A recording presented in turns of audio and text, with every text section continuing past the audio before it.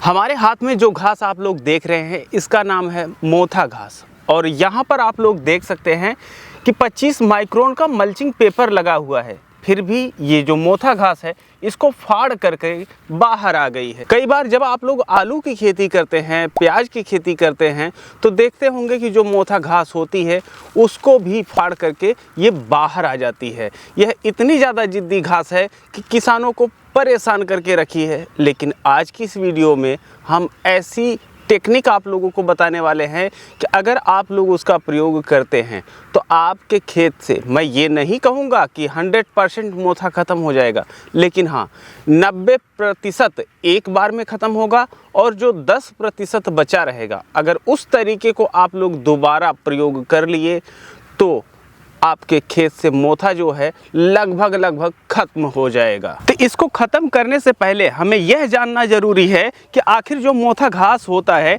इसका प्रसार किस तरीके से खेतों में होता है। तो सामान्यतः हम आप लोगों को बता दें कि जो मोथा घास का प्रसार होता है ये दो तरीके से होता है।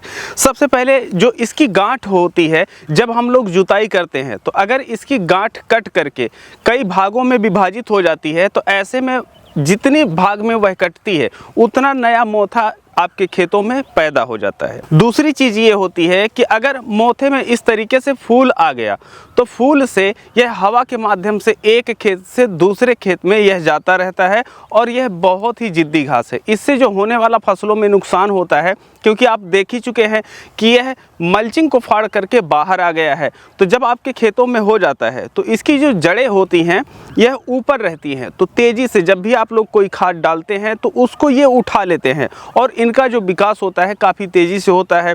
अब इनकी जो पकड़ होती है मिट्टी में काफ़ी ज़्यादा तेज़ होती है, जिसकी वजह से मिट्टी को ये लोग जाम कर देते हैं। और जब आपके खेत में घास ज़्यादा होती हैं तो ऐसे में जो कीट हैं और रोग हैं यह आपके फसल में ज़्यादा लगते हैं। तो यह है मोथा घास का प्रसार कैसे होता है और इससे होने वाली हमारी फसल में नुकसान क्या होता है। अब हम बात करते हैं कि आखिर हम वह कौन सा तरीका अपने खेतों में प्रयोग किए थे कि जो मोथा घास है यह लगभग समाप्त हो चुका है। तो सबसे पहले हम आप लोगों को बता देना चाहते हैं कि अगर आप लोग ये सोच रहे हैं कि हम कोई सामान्य तरीका बताएंगे कि आप लोग ग्लाइफोसेट डाल दीजिए या फिर आप मीरा 71 डाल दीजिए, तो ऐसी परिस्थिति में हम ऐसा कुछ विशेष बताने वाले नहीं हैं। हाँ, कुछ दवाओं को शामिल करेंगे लेकिन उनका प्रयोग इस तरीके से करवाएंगे आपसे कि आपको जो रिजल्ट मिलेगा बहुत ही बेहतरीन मिलेगा। तो सबसे पहले करना क्या है, जैसे अगर आपके खेतों में गेहूं की फसल लगी हुई है या आपका खेत खाली हो गया है तो ऐसे में आपको करना ये है कि सबसे पहले आप लोग अपने खेत में 50 केजी यूरिया डाल करके सिंचाई कर दीजिए। जो मोथा घास है यह उग जाए लेकिन फूल ना आने पाए। अब फूल ना आने के पहले ही आप लोगों को जब पर्याप्त नमी हो तो ऐसे में आप लोगों को जो सेम्प्रा आता है, जो कि गन्ने में खास तौर पे प्रयोग किया जाता है, और सेम्प्रा जो होता है खास तौर पे मोथा घास के लिए ही बनाया गया है, तो आपको ले लेना है सेम्प्रा। और इसके साथ साथ जो मीरा 71 होता है हमें उसको ले लेना है। अब इन दोनों को एक साथ मिला देना है और इसके साथ साथ जो हमारे 15 लीटर की टंकी होती है उसमें हमें डालना है 100 ग्राम यूरिया। अब ये डालने के पश्चात हमको स्प्रे कर देना है। अभी तक आप लोग ये सोच रहे होंगे कि हम क्या कुछ नया बता रहे हैं, आप भी शायद ये ट्राई कर चुके होंगे लेकिन फिर भी मोथा नहीं गया।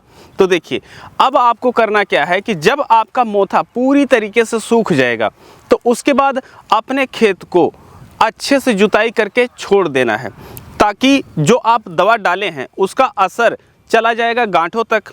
अब जब गांठों तक चला जाएगा तो गांठ आपकी डैमेज होने लगेगी, लेकिन इतनी आसानी से ये डैमेज नहीं होती है। तो ऐसे में आपको करना ये है कि आप जुताई करके छोड़ दिए, अब सूख भी रही है और सड़ भी रही है लेकिन फिर भी कुछ ना कुछ बची रह जाएगी। तो आपको आगे चल करके जुलाई में उसमें बैठा देना है धान।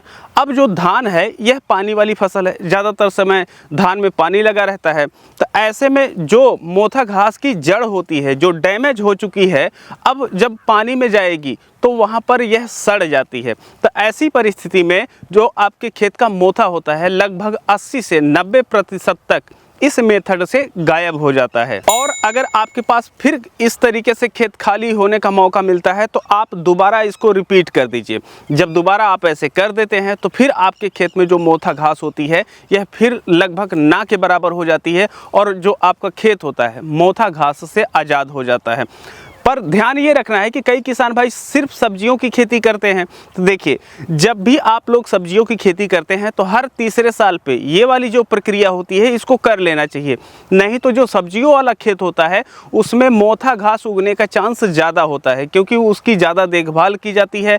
ऐसे में काफ़ी ज़्यादा सूक्ष्म पोषक तत्व मौजूद रहते हैं और अगर थोड़ा भी मोथा घास हुआ तो ऐसे में पूरे खेत में फैल जाएगा। तो अगर आप लोग सब्जियों की खेती कर रहे हैं तो हर 3 साल पे ये वाला तरीका अगर आप लोग प्रयोग करेंगे तो आपके खेत से जो मोथा है यह गायब हो जाएगा। आप कौन सा तरीका अपनाते हैं मोथा घास गायब करने के लिए, ख़त्म करने के लिए, इसको कमेंट सेक्शन में बताएं। और ये जो तरीका हम आप लोगों को बताए हैं यह एकदम आजमाया हुआ है, तो इस वजह से हम बता रहे हैं कि यह आप लोगों को रिजल्ट देगा। बस एक बार आप लोग करके देखिए।